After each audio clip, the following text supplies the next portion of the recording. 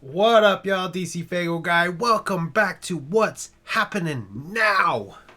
Some shit to talk about. It's been a couple weeks. I haven't done any videos. I think as of Monday or Tuesday this week, it'll have been 2 weeks since I've put anything out. It tends to be that time of year where this happens. I don't know if it's just me. I don't know if it's everybody.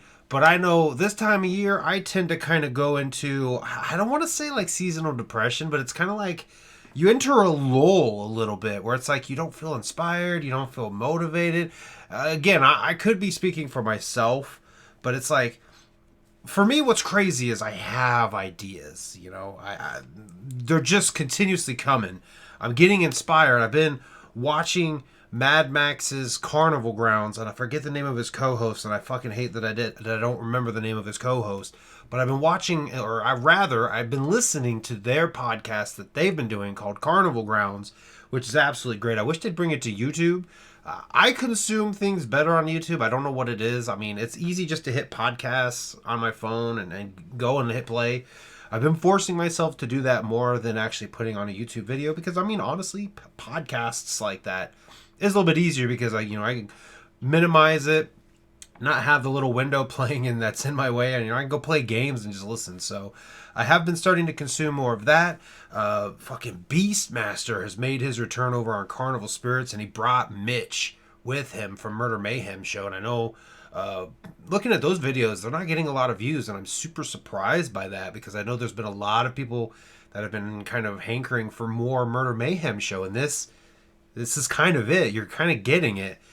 It's with Beastmaster and the two of them chopping shit up, talk about like old shit. It's like I'm inspired to just like go in and come out with new series, and I've got them cooked.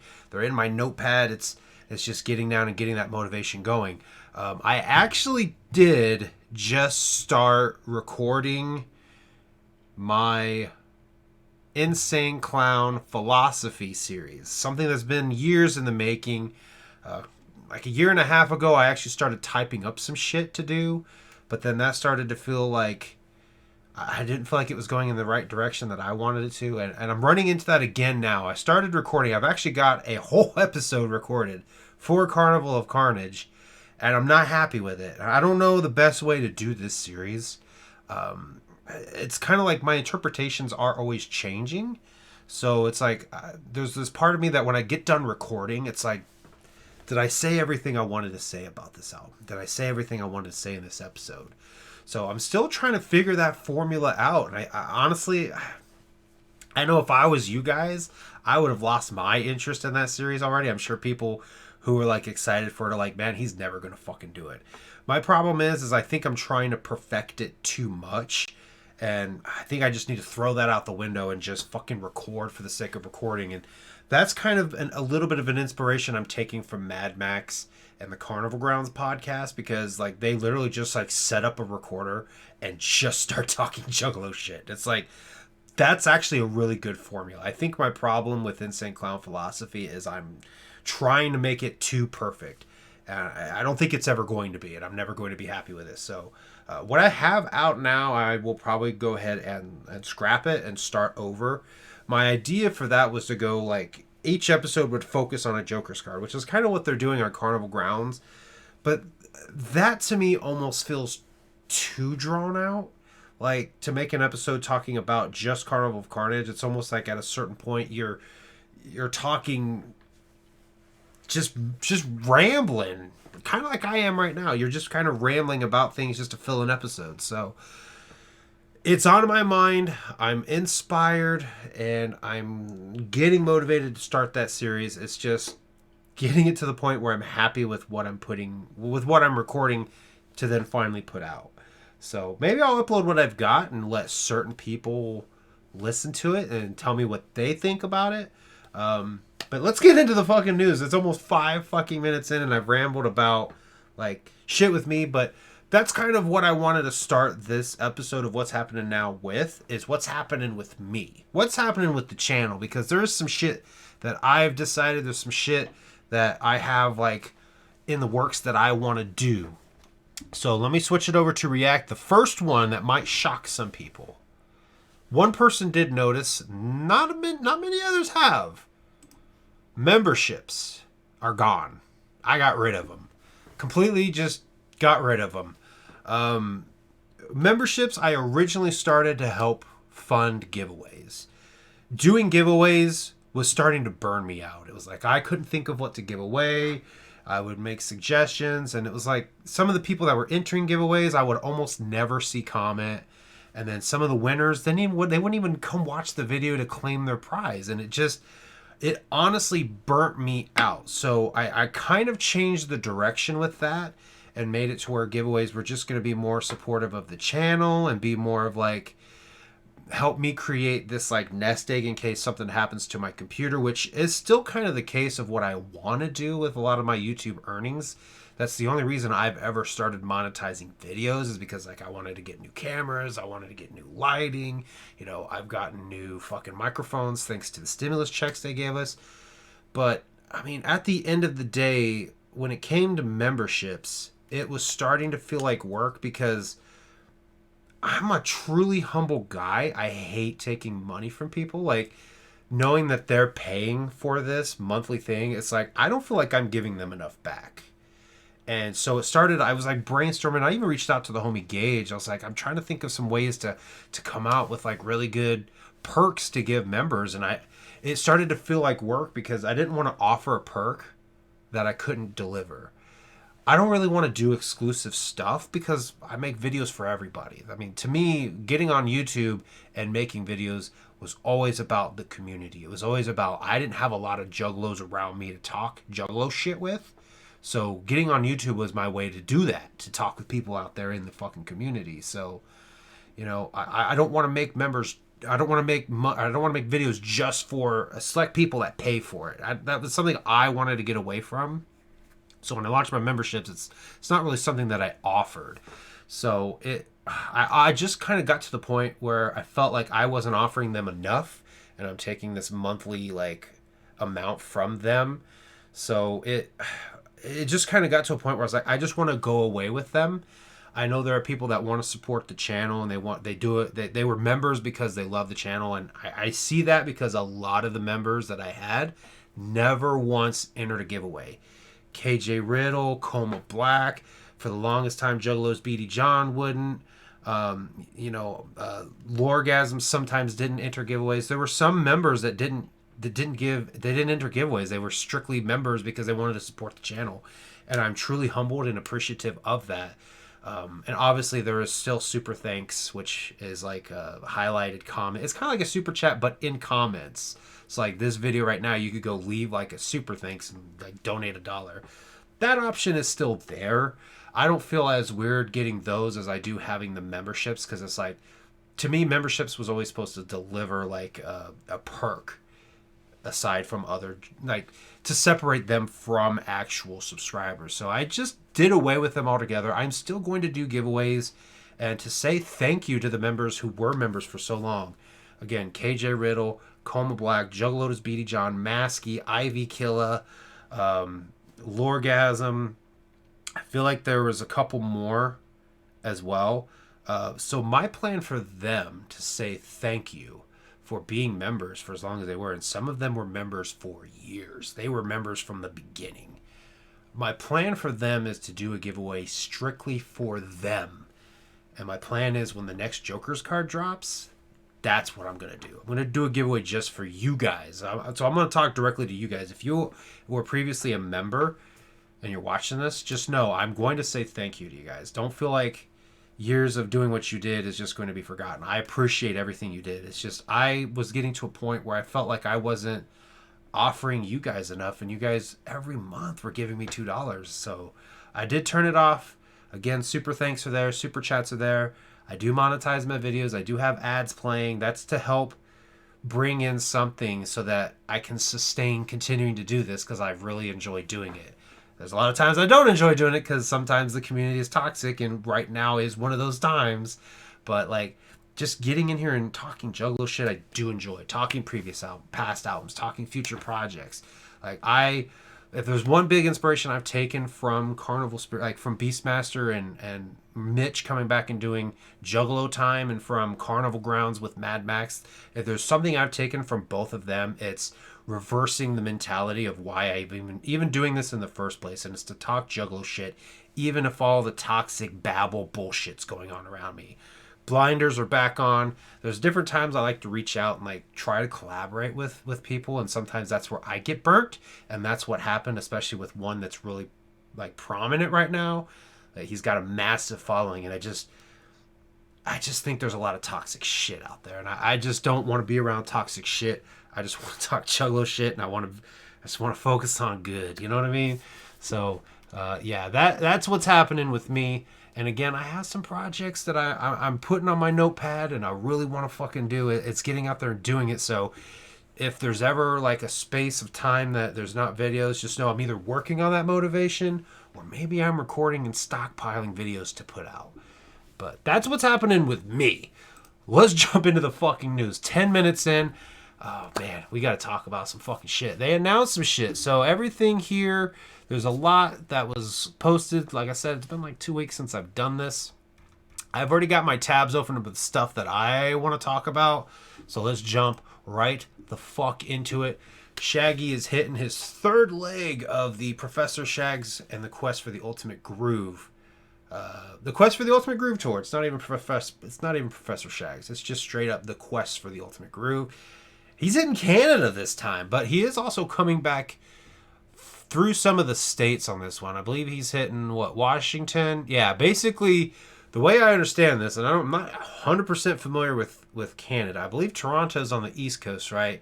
So the way I think this is going to work, and I haven't looked at a map, I think he starts on the East Coast of Canada, he travels to the West Coast of Canada, then comes stateside on the West Coast, and snakes his way back towards Detroit, because the last stop is Chicago, Illinois. So Shags is hitting the road again. I went to the show, so I won't be going. Like, the closest one for me is Chicago. I won't be hitting this again, but for those who missed it, this is your chance once more to go check this show out. And it was actually a lot of fun. I enjoyed it quite a bit. It's different seeing Jay and Shaggy solo versus seeing them together. So if you've never experienced it, it's something to go experience. I think it's very neat. I pulled this tab up here because LOK Records, if you don't know, that's low key. LOKE stands for listen, observe, know, and evolve. That's his little like saying, if you will, the music that he makes. Had their first annual virtual event, and we talked about this in the last episode, how he's doing this VR stuff. Last night on the Zargorg show, LOK and Batty Bat was on there. And they were talking about a Mission Infect event that they're getting ready to have on March 2nd, which I think is going to be really fucking dope. They're going to have all of the Infect generals. So Loki, Gruesome, Mad Max. I think Mumra's going to be there. Malaria. There's a lot of people in fucking Mission Infect. And they're all the generals are supposed to be at that event. And LOK was talking about that last night. And I just put in there, we need some more chemical threats. Bad Luck was like... I didn't even mention Bad Luck. Bad Luck's going to be in the event. But Bad Luck was like, oh yeah, chemical threats 5 and 6. And then LOK says, I'll tell you what, how about this? If DCFAYGOGUY is at the house party on March 2nd, we will release a new album, a new Mission Infect album. So the pressure is now on me. And he actually set some parameters. I can't just be there. I need to be there in VR. So I need to have an actual headset. And my plan was to actually attend it using the computer. But now it's like, I've got this pressure that I need to make it there with a VR headset. And I've toyed around with getting a VR headset and ultimately landed on not getting one. Just because, like, right now, financially, I have other things to pay off. And that also contributed to why I turned off my memberships, because... I have this bill I've been trying to pay, and I've had to use some of my YouTube money to help pay that. And at that point I was like, I need to turn this off, because like I don't want these people giving me money and I'm using it for other than purposes I'm supposed to. that was another contributing factor to why I turned memberships off. So I have this thing I'm trying to pay off. I really can't go drop a couple $100 right now on a VR headset, but like the pressure's there. So I jokingly had put like everybody needs to come and leave super thanks on my video so that I can afford a VR headset. I mean, they have payment plans that I could consider, but it's like financially my head's like, I shouldn't do it, I shouldn't do it, I shouldn't do it. But now there's like that other part of it. It's like you have to do it, because if I don't, then we don't get a new mission effect. And you know, maybe he'll forgive me if I don't attend and still put one out. I think it would be dope to have some new mission effects. So it's kind of like, do I pull up and then say, well, you gave me a month to go get a VR headset, now you have a month to put out this album? I don't know, but that's something I wanted to bring up. Like I said in the last episode, LOK is doing some crazy shit with the VR meet and greets. They're doing one for Neon Sermon, and they're actually going to perform. That one I'm stoked for. That one's going to be the fucking shit. So their first event went down. It sounds like it was successful. I haven't watched the replay of it. They did stream it for those who weren't able to attend, so it's kind of like you're looking into a club-like scene, and you can see everybody mingling, and there's a DJ performing. So it's like, if you don't have a VR headset, you can still experience it, but having it, it's like you're actually there because you're then able to mingle with everybody. But yeah, LOK, again, doing some crazy creative shit, and I'm excited for it. And hopefully, I'll get a VR headset and be able to attend it. I don't know. I really don't know. Financially, I don't think it's the best decision for me right now, but it's something I would love to do. I'd love to incorporate a VR headset into videos even, you know, do point of view type shit. But yeah, let's keep moving because it's like 16 minutes, and I try to keep these videos under 30 just because my editor works smoother if the videos aren't over 30 minutes long. ICP Jukebox show announced for Juggalo Day by Shaggy Too Dope. Dropped it on the Shaggy show, and we did get it confirmed later. They did officially finally announce it, so that'll be pretty cool. They did a set of this at the Gathering in, I believe it was 2022, and that show to me was really awesome. It made me regret not making it to that Gathering, because one of the songs that they performed that I've never seen live is Take Me Away off of Bizarre. That song would be so fucking cool to see live, and you know, hopefully they're going to do it again here for everybody else. Obviously, I'm not going to Juggalo Day. It's way too far for me, and financially, again, it's not feasible for me right now. But that was one show, or that was one song that I've always wanted to see live because I fucking love that song. But something relevant and kind of related to this is, a couple of days ago, they dropped like a little lyric video on Jay's Instagram and on ICP's Instagram and on their Facebook page. And I think maybe they did on Twitter. I didn't go double check. But they posted a little lyric video for Benapro. And I've seen comments, and I've seen a lot of people, and seen some confusion. Not so much confusion, just basically people not even really aware of the existence of that song. Like, the way people were commenting, oh, this shit's fire. This is way better than the shit you guys have been putting out. And I'm like, this song's old. So for those who don't know, and I'm going to switch my screen back over. For those who don't know, and I made a community post about it, plugging my fucking review, the album Phantom came out back in 2015. This little sampler right here was given away at the 2015 Gathering of the Juggalos. And on the back, the first 5 tracks were from ICP. You had a Young Wicked track, you had a Big Hoodoo track, you had an ABK track, and you had a DJ Paul. This was essentially a sampler of stuff that was coming out. And eventually then in December of 2015, you could get this on Hatchet Gear, and you could get it on the Wrestle Rap charity tour. If you don't know what that was, JCW, they did like 4 or 5 shows. Violent J did a solo set with Jumpsteady as his hype man, and they performed like a really intimate show. You could buy this at that show, or you could get it on Hatchet Gear. It was a limited run, so this is rare now. This is the extra spooky edition of this. So essentially this became a sampler, and this is what came out. It had the 5 tracks as well as three extra tracks and a remix of Get Clowned off of Found. So Benapro's been out for a while, and there was a lot of people that like seemed super unknowing of that. So I wanted to like restate that here, that Phantom has existed almost 10 years now, and it's a fucking banger album, I think. If you haven't heard it, it's on streaming, so go listen to it. If you liked Beneprel, there's more jams. I'm honestly a little bit surprised that they kind of did anything with that, because let me double check this real quick. Yeah, Beneprel is produced by Young Wicked. So I'm a little bit surprised that they're not like shunning this, like that song and this album. It's let me keep it positive. Let me keep it on a positive tip. It's awesome to see them not shun it because Young Wicked was involved in it. You know, it's, you look at Dark Lotus, when they got rid of Mars, they almost never acknowledged the original Tales. It's always the gold one. And, you know, I get it now as a Juggalo who I came up with. I mean, I was a Juggalo when The Marvelous Missing Link dropped.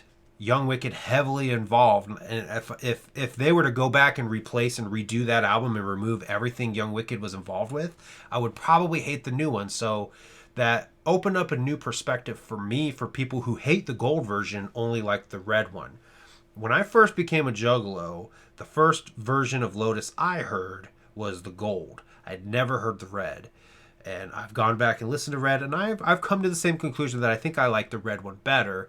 For me, it was like, for continuity's sakes, I always gave the gold more praise because, for one, the cross is gold and it looks, you know, put it next to all the rest of the albums. The gold is, for continuity's sakes, it's good.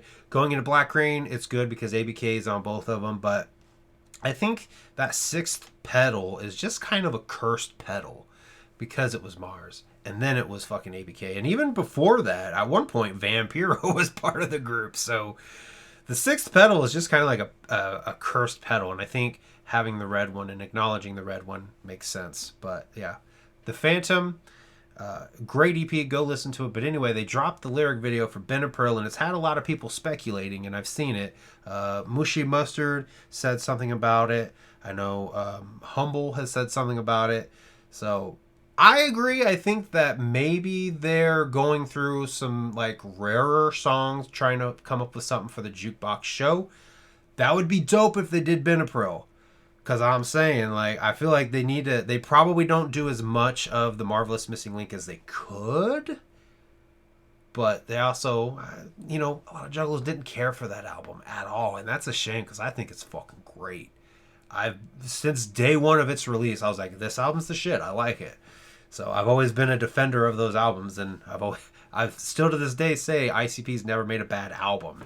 Like, even the disappointment with Whoa was like, yeah, I mean, I wish they didn't forget the story and forget tying it to the rest of the Yum Yum Flower, but the songs are not, you know, they're not bad. I didn't hate them. So it's like, to me, they've never put out a bad album. Violent J, yeah, let's move on. Let's move on. But yeah, the Jukebox show was announced. And again, I think that Benepril might be worked into that set list. So I'm curious to see what they perform for it. So let me switch this back over because I'm over here like spinning my mouse around and it's just focused on me again. But yeah, still related to Juggalo Weekend, the VIP is now on sale for it, and it's super fucking lackluster. I've said it for years, Strange Music does VIP the best. They give you a shit ton of merchandise. They give you a ticket to the show. At least, I'm pretty sure they still do. They used to. So you don't have to buy the VIP and then buy your ticket to the show. It comes with your ticket to the show, which is where they've always killed it the best, I think. But the one thing on here that really has my attention is this freestyle outtake CD. As a VIP ticket holder, you'll also receive an exclusive CD featuring never-before-heard freestyle outtakes from the Insane Clown Posse. Immerse yourself in the raw energy and creativity of these iconic artists as they showcase their lyrical prowess like never before. That's interesting to me, and I'm curious to see how quickly that makes it over onto YouTube. Hopefully JT Clarks gets a hold of that and he puts it up on YouTube. I know he's had some issues with, you know, people taking his taking the songs he puts out on his YouTube channel and then re-uploading them themselves, which has kind of made him not want to do that anymore. Hopefully he does, because I mean, yeah, they're gonna rip you off, but like you still have the opportunity to put them up yourself and still make something off of it too, whether it's viewership or monetization. Probably not much monetization, but you know, at least the viewership and subscribers, right? But yeah, the VIP packages have never really been amazing to me. You get stickers, a drawstring bag, a flat, a pass. Like, they always try to use the pass as a selling point. It's like, shouldn't it always just come with a pass? Like, why are you selling me on the pass? The pass is just kind of a given. And then obviously the meet and greet. But yeah, I've always found them to be lackluster. And I believe, if I'm not mistaken, they are sold separately. Like, so if you get a VIP for one, you still have to get a VIP for the second. Which, if you've got the money, do it. I mean, if you don't have the money, don't even sweat it. And then the Gathering of the Juggalos website was supposed to go live on Friday the 9th. That was 2 days ago now. They delayed it a whole week. So, honestly, and the reason they gave for doing it was so that they could potentially give people an extra payday, which... You know, they let people know well in advance that the 9th was when this was going to be. So, I mean, I feel like people would have had the opportunity to, like, save money from a paycheck. So, I don't really accept that reasoning. But the other one on here was to also, I'm trying to read here, sorry. The Gathering Ninjas may have pumped the gun just a little bit. There were some unexpected delays that has caused the launch of the website. I thought I'd seen on there where their hope was for it to not crash like it always does. It's going to crash regardless. I'm sorry. It's just going to. Everyone floods it, and they don't need to right away. But honestly, what they should have done is a secret launch. Like, announce this delay, but still launch it on the 9th. And don't tell anybody. That way the ones that are actually going there and visiting it are the ones in the know. That almost probably feels dirty, and I'm sure there's people that disagree with me saying that. But I think that would have been the way to do it. A secret launch. Say it's going to launch on this day, but do it early. That way you can kind of, navigate. I don't know. I feel like there's probably people that would take advantage of that and buy up the ballers passes and then fucking flip them, because that's happened in the past. So I don't know the right way to do it. I just think more people need to be aware that you don't need to be on the website if you're just getting your admission tickets. Don't bother. So yeah, it's going to launch this Friday now instead. So yeah, moving right along. Alazululu teases Camp Zool 4. My eyes are set on Camp Zool this year. Obviously, I would love to go to the Gathering, but Megs and I have been talking, and we're kind of thinking we want to hit Camp Zool and the Float this year instead of the Gathering. But that's subject to change. If they announce that fucking lineup and it's absolutely amazing, we're probably going to be at the Gathering. But as of right now, our attention is on Camp Zool, and it's on possibly even the Float. Because the Float, we realize, isn't as far as we thought it was going to be to drive. So they're teasing it. And I'm getting excited for this one. So I just wanted to plug that real quick. And then the last little bit to talk about, and I'm probably going to end up going over 30 minutes because I'm at 28 and a half now, and I haven't even thrown the intro on the beginning. So hopefully I don't have trouble editing this together. The Juggalo Weekend 2024 full lineup was announced for night 1, the Super Mix Juggalo Jukebox show.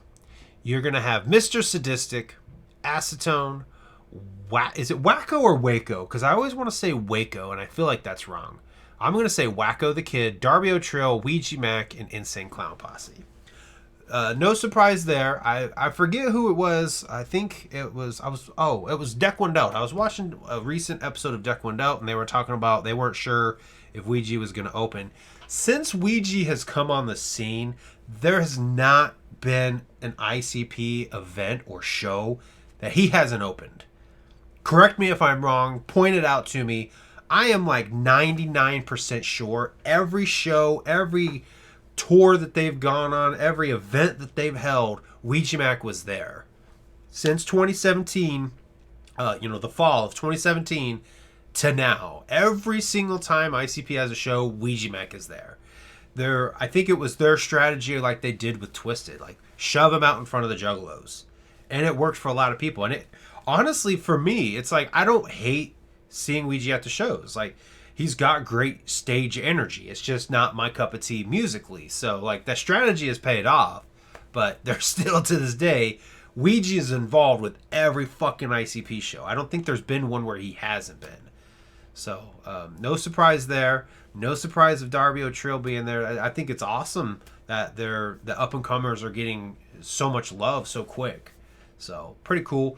The big one here that I'm seeing a lot of people talk, and they're talking a lot of shit, is night 2, the Wicked Wonka show. Now, prior to this announcement, I've seen a lot of people say that it's not even the main show that they're like wanting to see. It's the lineup.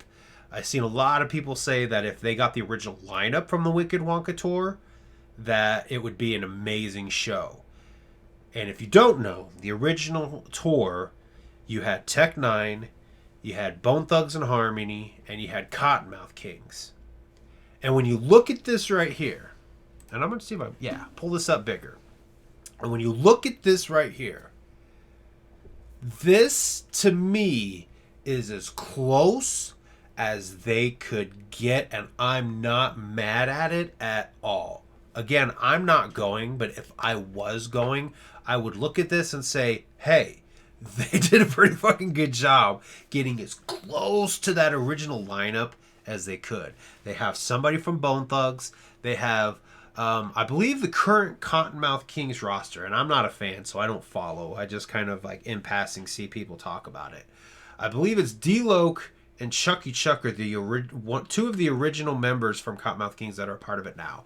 Again, I could be wrong, but I believe those are the two that are in it. And if I remember correctly, they are from the original lineup. Again, I don't know. I'm not a Cottonmouth Kings fan.